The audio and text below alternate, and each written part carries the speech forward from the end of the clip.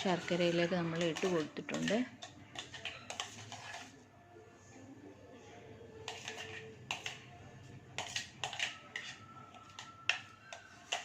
ഇതിനെ നമ്മൾ നല്ലവണ്ണം മിക്സാക്കി എടുക്കണം.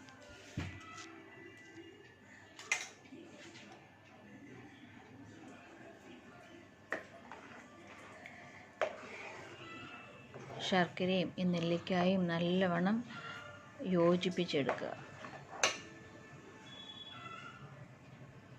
ഞാൻ ആദ്യത്തെ 5 മിനിറ്റ് നല്ല ഹൈ ഫ്ലെയിമിൽ തന്നെ വെച്ച് ഞാനിതൊന്ന് ഇളക്കിയെടുത്തു.